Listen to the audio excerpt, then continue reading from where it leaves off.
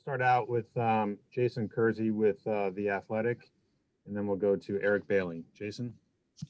Hey, Marvin. I wanted to ask you about Billy Bowman. I know that's a guy you played against in high school, guy a lot of people are pretty excited about. What do you remember about some of your matchups with him, and what do you think he brings to the team? Oh man, me and Billy go way back. I played against him in our little league as we were growing up, and he was a year younger, but he would play up. And I want to say it was about third grade. I've been playing against him, and he's a huge competitor. I mean, he brings a lot of athleticism to both sides of the ball. Actually, right now he's primarily on defense, working with them. But I mean, the athleticism he brings just from playing with him, from when we were little into high school. I mean, he's a great player. I can't wait to see how he progresses, this spring and even into the fall. Thanks, Marvin. We'll go to Eric Bailey and then Joe Bettner. Hey, Marvin, thanks for your time today, man. Hey, I just was wondering, it's only been a few practices, but what are your early thoughts on Caleb Williams? Oh, yeah, Caleb's a great quarterback. I mean, as highly touted as he was coming in, I mean, he's living up to the expectations. He's a great guy, fun guy to talk to, play around with. I mean, he's doing everything we expect him to do, and he's going to keep growing, so I'm really excited about him. Thanks a bunch. Have a good week, man. Thank you too. Joe Bettner and then James Hale. Hey, Marvin, just with the way you came in last year, not having a normal offseason amid a pandemic, I'm curious what prepared you to have the type of season you had. If you could just maybe take us through just that preparation and how maybe you can apply that as well this offseason. Yeah, I mean, whenever COVID hit about this time last year, I mean, it was kind of, go train on your own, work out on your own. So kind of got with a guy back from home, try to get my body as prepared as it could be, for the upcoming season or when I got back to school for workouts. And yeah, I was at a disadvantage, but so were the other guys, coming in during the summer just because they missed so much time too. So basically just, staying on myself, make myself get up every day, do the extra stuff I needed to do. And then from the playbook, I mean, it was just all memorization, just mental. So. Thanks, Marvin. James Hale and then Bob Prisbillo. Marvin, it's great to talk to you, man. You had such a great freshman year. You go into this second year. I'm curious what your goals are, what you want to accomplish, and how important is this spring practice for you since you didn't get to have one last year? Well, yeah, I had a great year last year, but I want to keep building on it.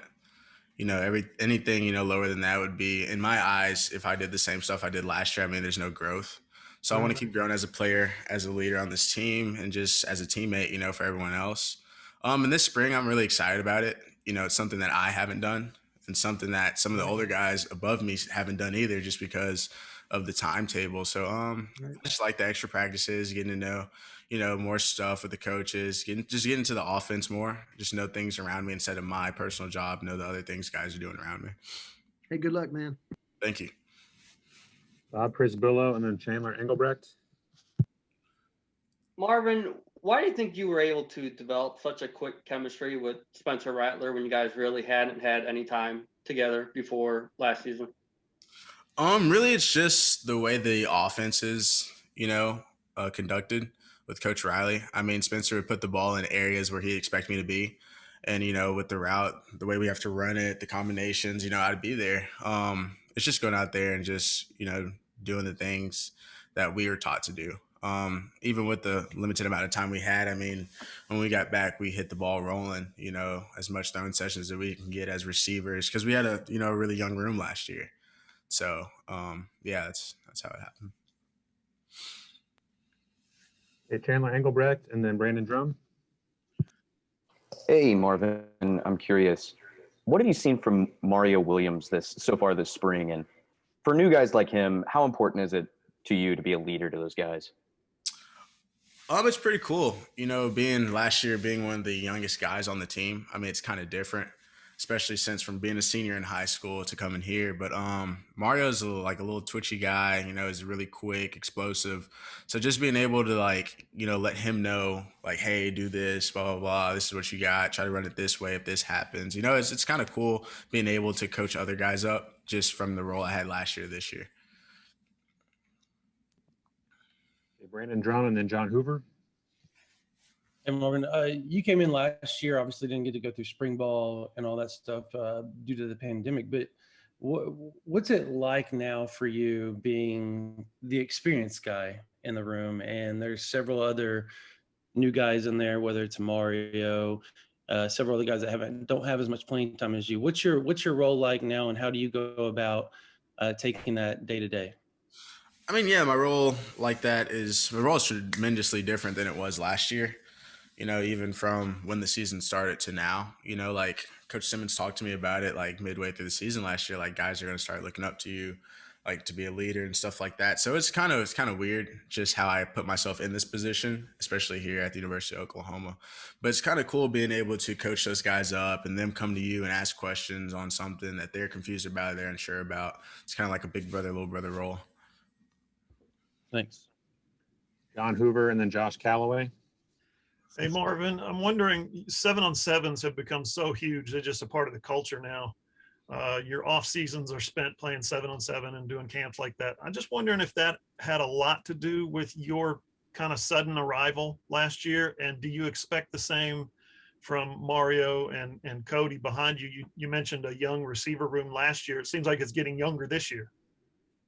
Yeah, I mean, the 7-on-7s definitely help, just to not have the coaches, not to have the extra pressure of the coaches there and coaching you up and stuff. It's kind of like peer-to-peer type thing. So it's easier to listen, easier to respond back to them just because the coaches aren't breathing down your neck, hey, do this, do that. When they're out there, it's more like a chill, relaxed thing, they're just playing. So it's easier to like see what they're doing, how they're messing up, and it's easier to coach them on it. And the young guys behind you, they're coming along well, I guess. Oh yeah, they're coming along real good, real fast. They're picking up the offense. I mean, they're going to be really good guys. I'm excited about them. Thanks a lot. Yep, thank you. Time for a couple more. Josh Calloway and Kerry Murdoch. Yeah, Marvin, obviously you had the big freshman year, but unfortunately you had to do it in front of, 25% capacity for most of the year. Does it kind of give you a little, I don't know, hop in your step or a little extra boost, that thought of having full stadiums next year, a little extra boosted spring? Oh yeah, definitely. I mean, that's something, ever since I saw that, something I've been thinking about. Last year running out there against Missouri State in front of, basically an empty stadium.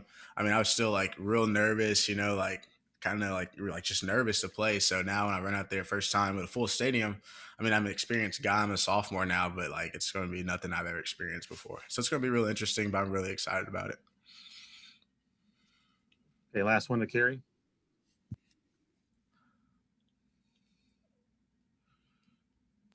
Kerry, I think you're still muted.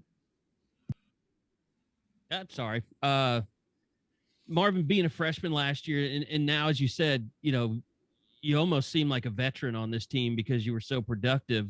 I'm curious, when you look at these other freshmen, kind of, they're, you see some of their social media stuff and they look really wide-eyed, and they're taking, they're on Instagram in the hydrotherapy pool all the time and stuff. It just seems like they're kind of having the times of their lives.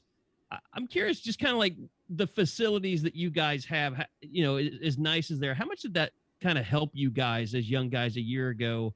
How much is it helping them to kind of bond and build chemistry together that, you can have a place like that you have at Oklahoma? Yeah. I mean, it's not hard to build chemistry around here. I mean, you were up here with each other for a lot of the time, even when COVID was happening and like we couldn't really hang out outside of practice out of here just because, you didn't want to get positive and then have someone else sit out. I mean, just being able to be here and talk to each other all the time, I mean, it really does grow relationships quite fast. Even going back to me last year, that's still like a quick memory in my head. Just when I got here, I didn't really know anyone that well. And then the guys kind of took me on, talking to me, and then we just grew relationships that way. So especially, being up here all the time with the things we have at the facility, we're always spending time together. So it kind of just happens.